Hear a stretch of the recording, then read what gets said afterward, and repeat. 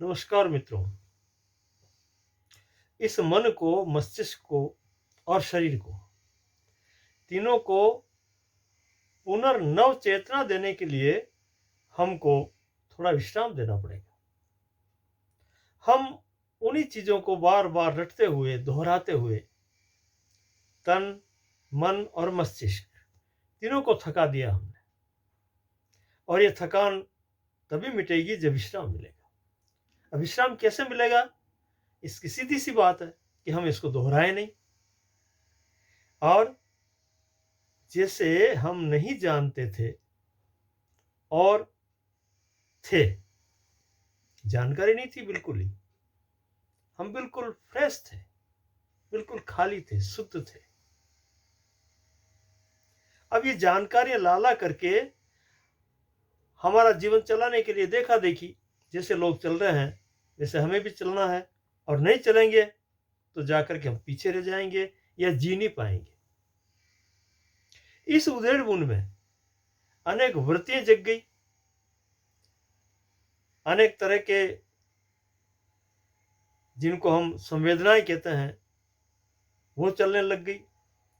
बाहर की वस्तुओं का संयोग हुआ ज्ञानेंद्रियों के साथ में, तो उनका आभास भी हमें मिला, और आभास मिलने के साथ साथ हम उसके आदी हो गए, उसमें ढल गए।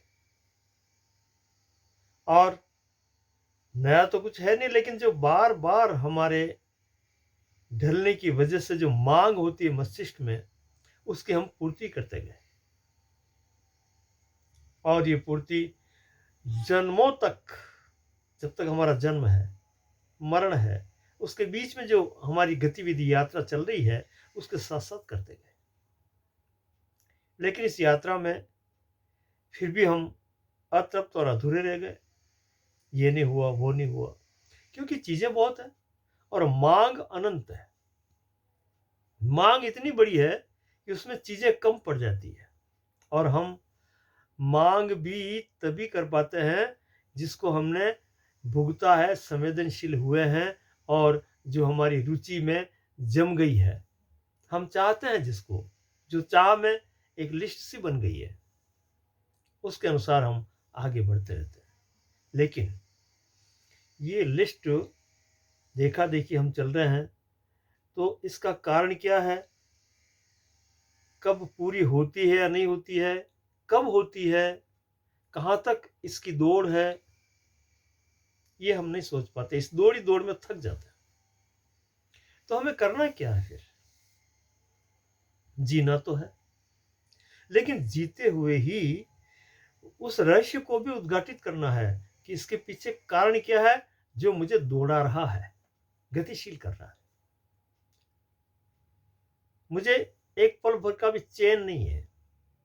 जब मैं सो भी जाता हूं तो भी ये वृत्तियां, ये मांगें, ये चाह, ये इच्छा द्वंद्व मचाती हुई, कोलाहल करती हुई भीतर ही भीतर गतिशील रहती है। तो ठीक से मैं सो भी नहीं पाता।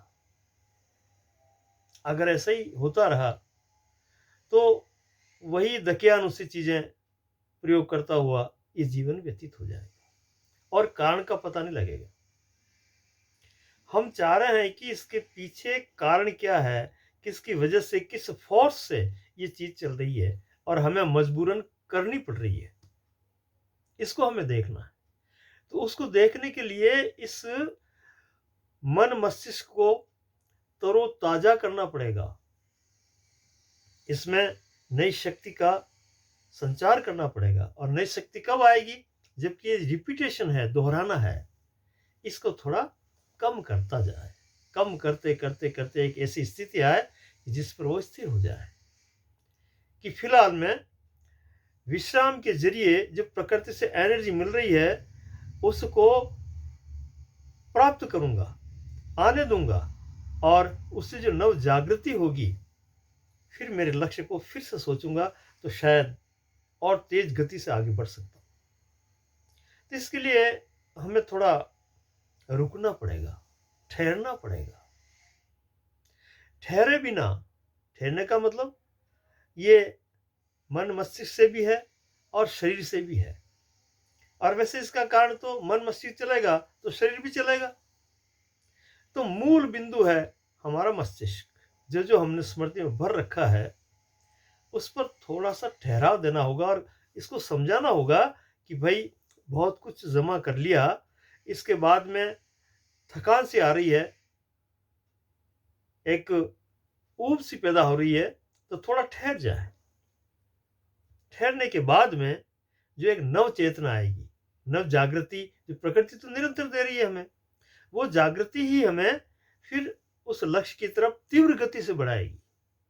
उसमें गति बढ़ जाएगी और क्षमता बढ़ जाएगी और हम वहां तक पहुंचने में सक्षम हो जाएंगे। वरना थके थके हमारी यात्रा पूरी नहीं होगी। एक बार विश्राम लेना होगा। ये विश्राम लेने की कला होनी चाहिए हमें, तभी जाकर के हम उस लक्ष्य की ओर तीव्र गति से आगे बढ़ करके पहुंच सकते हैं और कारण का पता लगा सकते हैं। कारण का पता लगाने के लिए ये आवश्यक है कि आप शक्ति का संचय करो, और शक्ति का संचय करने के लिए ये जो पुनरावृत्ति, जो दोहराव है, इसको रोकना पड़ेगा। ये शक्ति और ऊर्जा को खा रहा है, नष्ट कर रहा है, और बेकार में कोई नई चीज नहीं आ रही है, उसी उसी को वापस दोहरा दोहरा करके, और हमें लग रहा है, भ्रमित कर रहा है कि हम ठीक कर रहे हैं। कहाँ ठीक कर रहे हैं, उसी गोल चक्कर में घूम रहे हैं।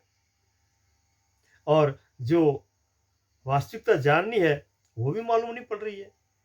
इसलिए नव चेतना के लिए हमें थोड़ा रुकना पड़ेगा। रुक करके देखिए आप, और फिर काम करके देखिए, तो आपको एक अलग ही अंतराल, अलग ही डिफरेंस, अलग ही एक क्षमताएं महसूस होगी। वो स्वयं आप जान लेंगे।